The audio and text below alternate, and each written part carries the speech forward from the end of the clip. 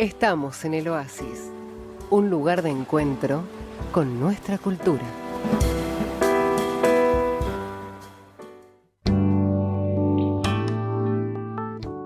Para prevenir, detectar a tiempo y retornar a la salud, para disfrutar plenamente de la vida y sentirnos saludables. Prevenir en salud, con la doctora Norma Mijailovsky.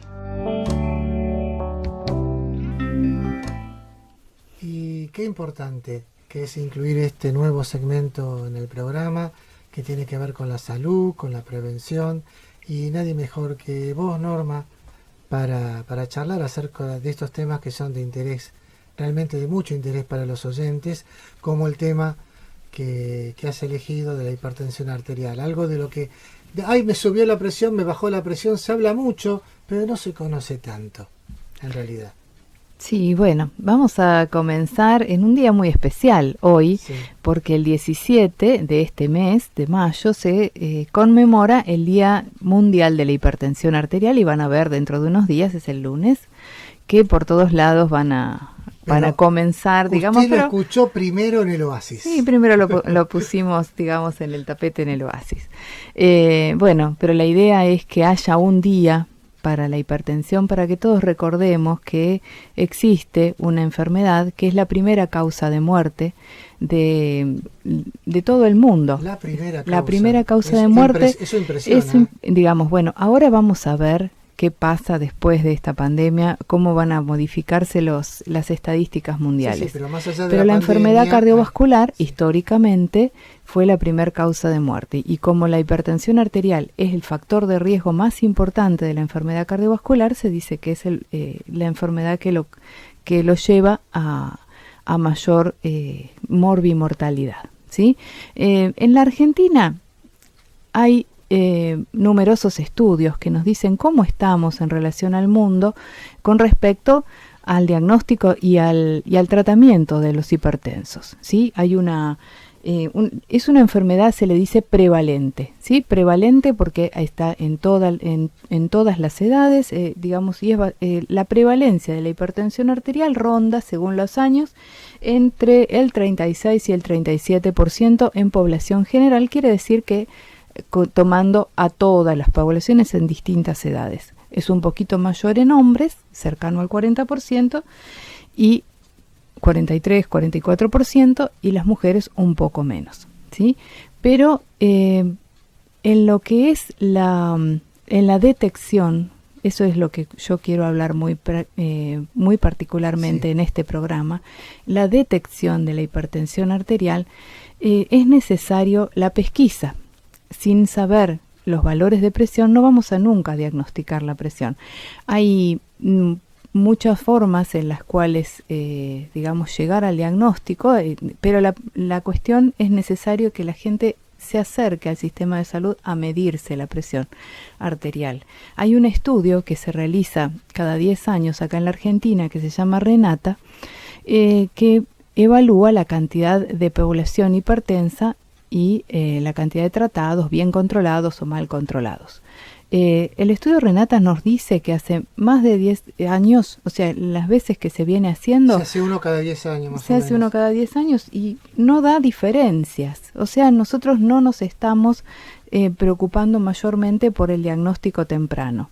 Lo que quiero decir es que permanece estable la cantidad de personas que desconocen que son hipertensas a pesar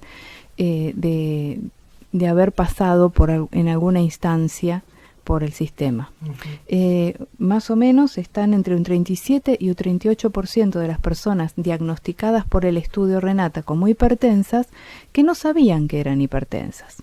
O sea, que si de ese 40% de la población que tenemos, otro 40% no sabe que es hipertenso, ahí estamos en un problema porque son varios años en los que esa persona desconoce el riesgo que tiene, ¿sí? Sí. Entonces, a eso, digamos, nos vamos a referir, que la oportunidad de medirse la presión es todo momento en que esa persona se acerque al sistema de salud, ¿sí? Y la persona debería medirse, todos nos deberíamos medir la presión al menos una vez al año, desde los niños hasta los adultos mayores. Si tenemos la presión alta y ya conocemos y estamos en tratamiento, ahí el doctor va a decir, usted por su riesgo necesita medirse una vez por mes, porque su riesgo es más leve.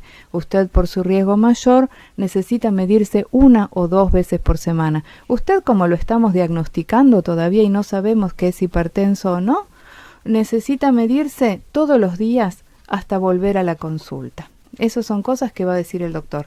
Pero todo adulto sano que se acerca al sistema de salud debe ser chequeado por la presión arterial, y todas las personas deberíamos acercarnos a la salud al menos una vez al año, creyéndonos saludables. Tal cual. Aparte hay mucha mitología al respecto.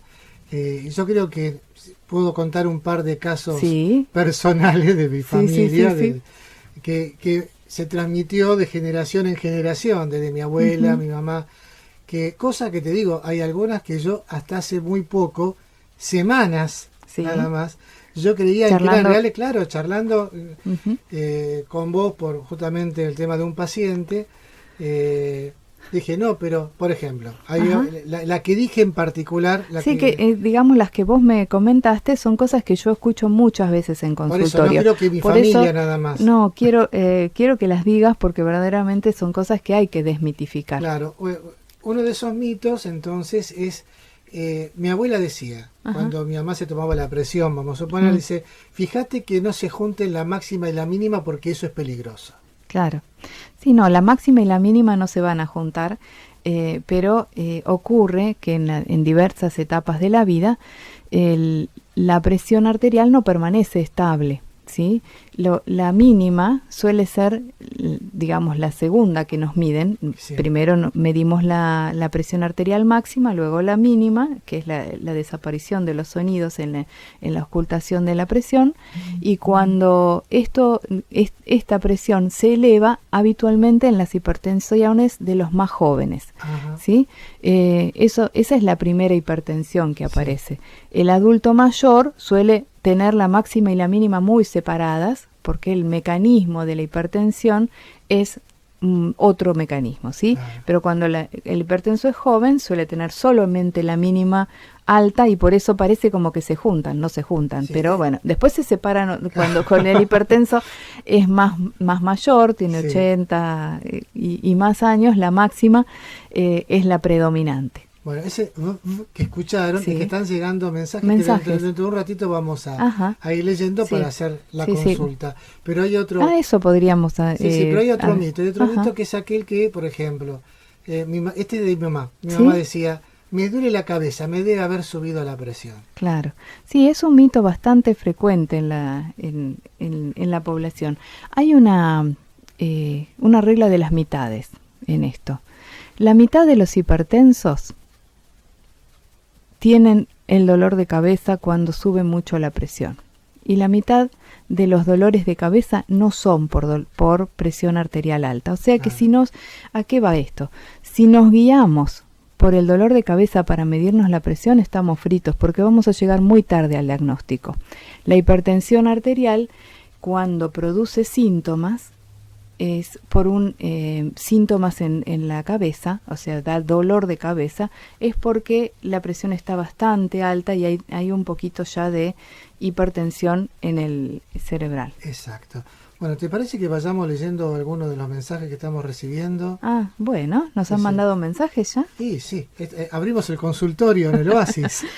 Hoy el tema hipertensión arterial. Primero lo que yo quería decir es ¿a qué consideramos hipertensión arterial? ¿Sí?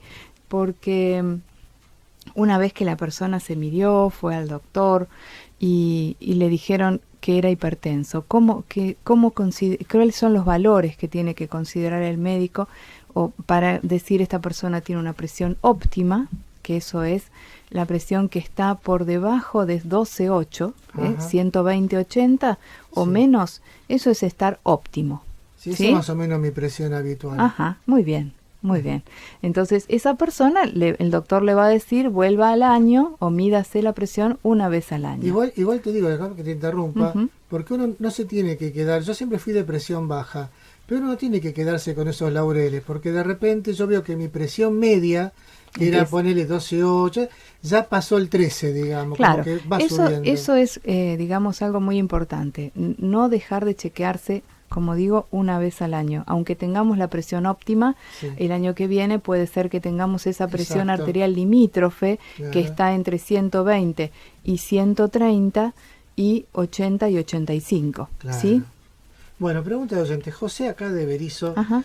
dice, ¿en qué brazo conviene medir la presión? Ah, ¿Qué mira qué varía? importante. ¿Es importante un brazo o el otro? Sí, normalmente tenemos diferentes presiones en un brazo que en otro. Eso ¿sí? no lo sabía. Si hay una diferencia mayor de 10 milímetros de mercurio, es decir, por ejemplo, en un brazo hay 130 de máxima y en el otro 140, tenemos que medir siempre en el brazo que mayor presión da.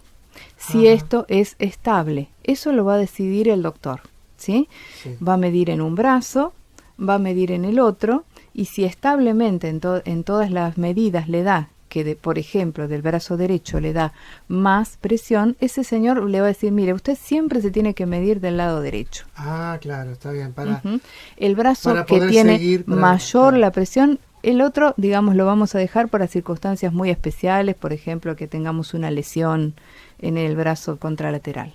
Bueno, acá Raquel Ajá. de Raquel. De Gonet, Ajá, de mira. Gonet, dice, estoy un poco excedida de peso. Sí. Ah, Raquel, es la cuarentena. Creo que a todos nos pasa lo mismo.